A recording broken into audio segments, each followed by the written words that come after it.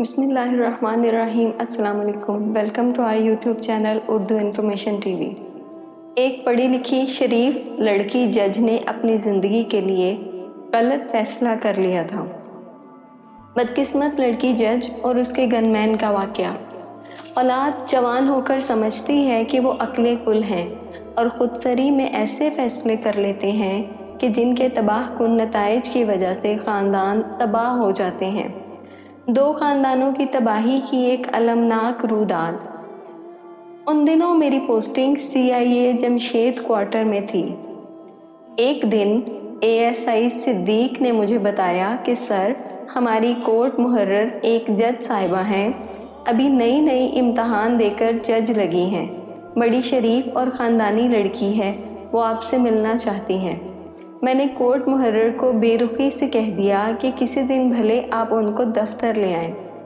کچھ دنوں بعد کورٹ محرر صدیق دوبارہ آیا اور کہا کہ سر، اگر آپ ناراض نہ ہوں تو ایک بات کروں۔ میں نے کہا آپ بتاؤ کیا بات ہے؟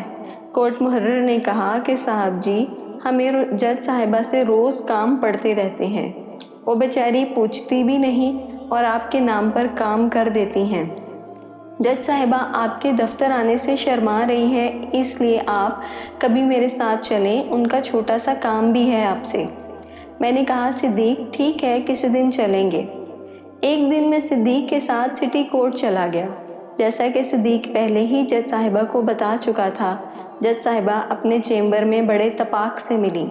جج واقعی ہی بڑی نازک، نفیس، عزت دار اور ایک شریف گھرانے کی نوعمر لڑکی تھی۔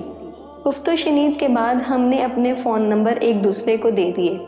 جب میں جانے لگا تو جج صاحبہ نے ایک لا بک اور پارکر کا فاؤنٹین قلم مجھے تحفے میں دیا اور کہا کہ ASI صدیق نے مجھے بتایا تھا کہ آپ زیادہ تر پارکر کا فاؤنٹین قلم استعمال کرتے ہیں، اس لیے میں آپ کے لیے لائی تھی، اور کہا کہ مجھے ایک گن مین کی ضرورت ہے، اگر ہو سکے تو کل ASI صدیق کے ساتھ بھجوا دیں۔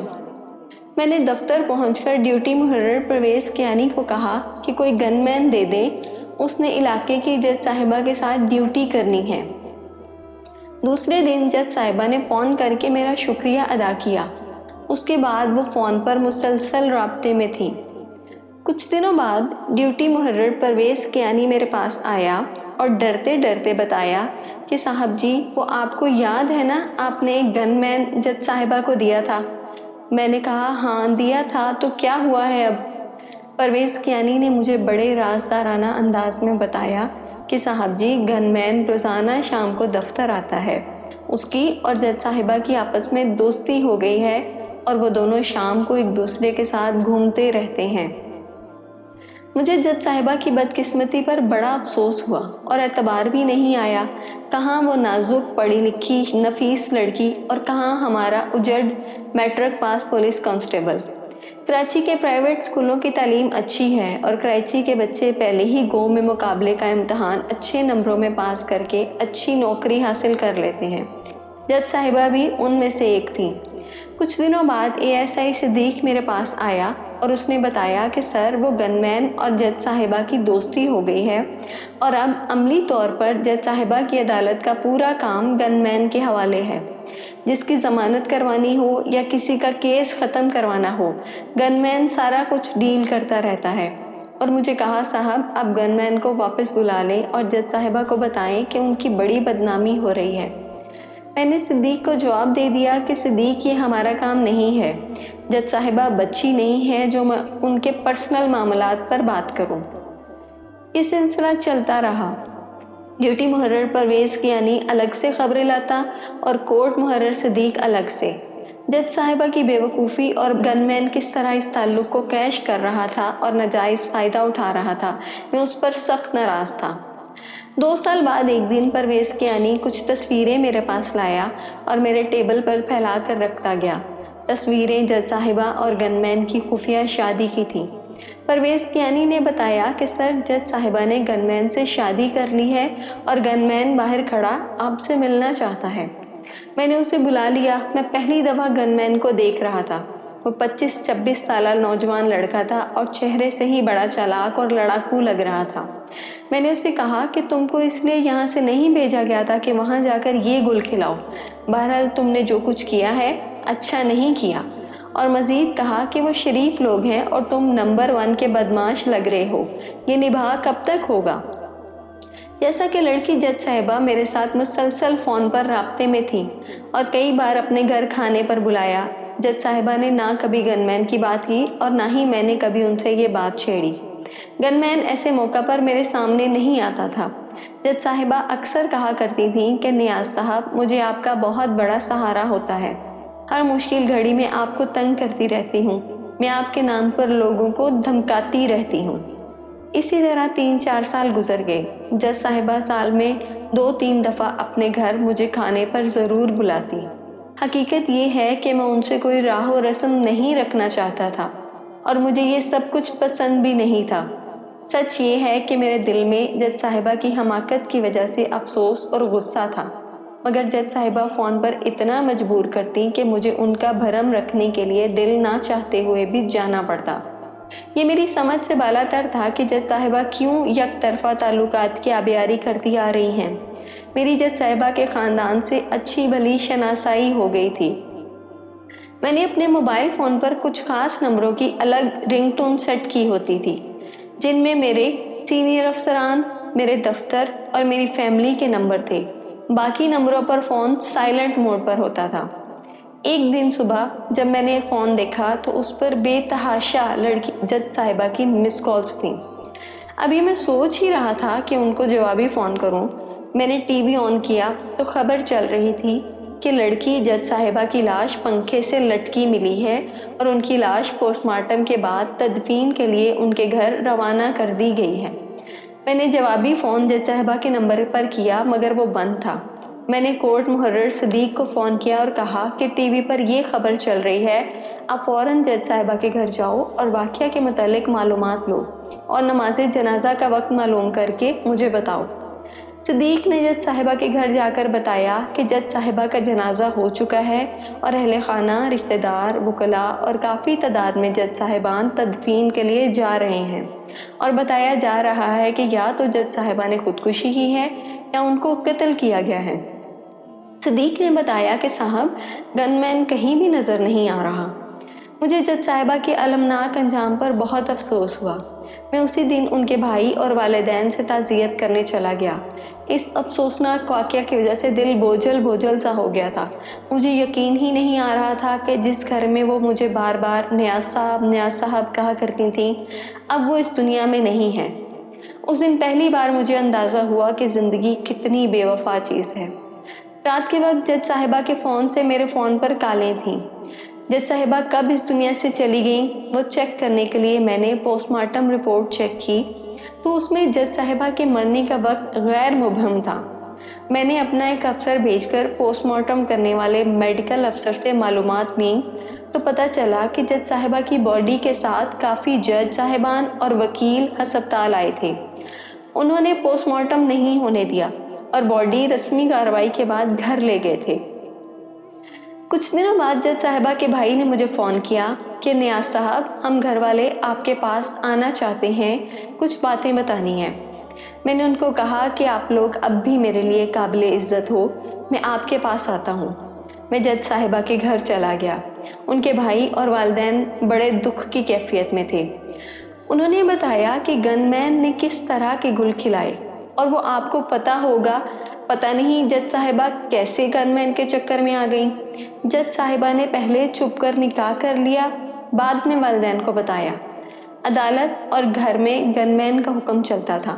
ان کے مطابق جج صاحبہ گن مین کے آگے بلیک میل ہو گئی تھی۔ گن مین جج صاحبہ کو بہت مار پیٹ بھی کرتا رہتا تھا۔ جج صاحبہ کے بھائی نے بتایا کہ جب گن مین گھر میں ہر بات پر مداخلت کرتا تھا اور گھر والے گن مین سے تنگ آ گئے تھے تو انہوں نے گن مین کا گھر میں آنا جانا بند کر دیا۔ تو جج صاحبہ نے بہادر آباد میں ایک مکان کرائے پر گھر والوں کو بغیر بتائے لیا تھا اور عدالت کے بعد 1-2 گھنٹے کرایہ کے مکان میں گزارتی اور شام کو لازمی اپنے گھر آ جاتی۔ کرائے کے گھر سے ہی جج صاحبہ کی لاش ملی تھی۔ जज साहिबा के भाई ने बताया कि गनमैन आपसे बहुत डरता है और जज साहिबा को आपका बहुत सहारा होता था, इसीलिए जज साहिबा आपको वक्त ब वक्त घर बुलाती रहती थी ताकि गनमैन अपने आप में रहे। उन्होंने बताया कि गनमैन ने जज साहिबा का कत्ल किया है और हमारे पास आया था और धमकियां देकर गया है कि घर बेचकर इसमें से मुझे हिस्सा दो वगैरह वगैरह। जज साहबा के घर वाले गनमैन से बहुत डरे हुए थे। उनको खतरा था कि अगर हमने गनमैन को पैसे ना दिए तो वह जज साहिबा के इकलौते भाई को कत्ल कर देगा। जज साहिबा अपने गलत फैसले का खमियाजा भुगत चुकी थी और अपने इबरतनाक अंजाम को पहुंच चुकी थी। ये तो तय है कि जज साहिबा की खुदकुशी या कत्ल के पीछे वजह गनमैन ही था। गनमैन वो अजदहा था जो जज साहिबा को खाने के बाद जज साहिबा की मजलूम और कमज़ोर फैमिली को खाने के चक्कर में था। जज साहिबा की फैमिली को भी इज्जत के साथ जीने का हक था और फैमिली को गनमैन के रहमो करम पर छोड़ा नहीं जा सकता था। अगर ज़िंदगी में जज साहिबा अपने मसाइल और परेशानियां मुझसे शेयर करती तो गनमैन जैसे बदकुमाश बंदे से निमटना कुछ भी मुश्किल नहीं था। अल्लाह पाक ने हमें इख्तियारात और ताकत इसीलिए तो दी है कि जालिम लोगों को सबक सिखाएं। मैंने गनमैन को बुलाकर पूछा कि जज साहिबा को क्या हुआ था। उसने बताया कि मेरी जज साहिबा से शादी से पहले अपने गांव में एक मंगनी हो चुकी थी। मेरी वालदा इसरार कर रही थी कि उस लड़की से शादी कर लो। जज साहिबा नहीं मान रही थी। वाकया के दिन हमारा इसी बात पर झगड़ा हो गया और मुझे घर से निकाल दिया। मेरे जाने के बाद जज साहिबा ने खुदकुशी कर ली। मैंने गनमैन को कहा कि जिससे तुम्हारा रिश्ता था वो तो अब इस दुनिया से चली गई है, फिर तुम क्यों उसके घर वालों को तंग कर रहे हो। गनमैन सर झुकाए खड़ा रहा और उसने कोई जवाब नहीं दिया। मगर दूसरी तरफ गनमैन जज साहिबा के घर वालों को धमकियां देने लगा और घर वालों ने खुद को बचाने के लिए गनमैन के खिलाफ कत्ल का पर्चा करा दिया और आईजी साहब से केस की तफ्तीश मेरे पास ट्रांसफ़र करा दी। मैंने गनमैन को गिरफ्तार कर लिया। जैसा कि केस में कोई गवाह नहीं था और जल्दबाजी की वजह से जज साहिबा का तफसीली पोस्टमार्टम भी नहीं हो पाया था। मैं डबल माइंडेड था, फिर भी जज साहिबा की फैमिली को गनमैन से की बदमाशी से बचाने के लिए जैसे तैसे करके गनमैन को जेल भेज दिया। जैसा कि गनमैन मेरा मातहत था, महकमा जाती कार्रवाई के बाद उसको डिसमिस भी कर दिया। तफ्तीश के दौरान गनमैन को कई बार मार खानी पड़ी और वो आखिर तक अपने बयान पर कायम रहा कि मेरी गैर मौजूदगी में जज साहिबा ने खुदकुशी कर ली। दूसरी जानिब हमने जज साहिबा के वारिसान को कब्र कुशाई के लिए राज़ी करने की कोशिश की, मगर वो अपने जज्बाती लगाव की वजह से ना माने। पुलिस वाला एक जज साहिबा के कत्ल केस में बंद हो गया था। उसका कोई भी वकील खड़ा नहीं हो रहा था। वैसे भी एक पुलिस कांस्टेबल इतनी बड़ी मुसीबत कहाँ से फेस कर सकता है। तनख्वाह इतनी कलील होती है कि मिलने के दूसरे ही दिन जेब खाली हो जाती है। गनमैन को अल्लाह पाक का शुक्र अदा करना चाहिए था कि अल्लाह पाक ने एक नेमत खुदावंदी जज साहिबा की सूरत में उसके हवाले की थी। जज साहिबा ने आगे चलकर हाई कोर्ट का जज बनना था, मगर गनमैन और उसके बच्चों ने ऐश और इज्जत वाली ज़िंदगी गुजारनी थी। मगर गनमैन को इतनी अकल कहाँ थी। वो अंडे खाने के चक्कर में नहीं था, वो पूरी मुर्गी ही हड़प करने के चक्कर में था। मुझे एक दिन इंस्पेक्टर ने बताया कि सर, गार्डन हेडक्वार्टर में गनमैन का क्वार्टर मेरे करीब ही था। गनमैन के जेल जाने के बाद उसकी वालिदा 2 वक्त खाने के लिए भी तरस गई थी। उस पर नई आफत उस वक्त टूटी जब गनमैन को आपने डिसमिस कर दिया।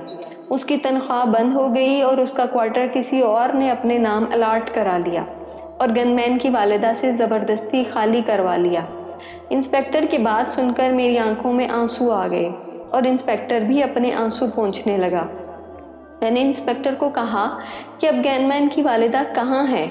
उसका कोई किराए का फ्लैट ले देते हैं और महीने का खर्चा भी देते हैं, मगर बावजूद कोशिश उस बेचारी बेसहारा माँ का पता नहीं चल सका कि क्वार्टर खाली करने के बाद कहाँ गई और किस हाल में है।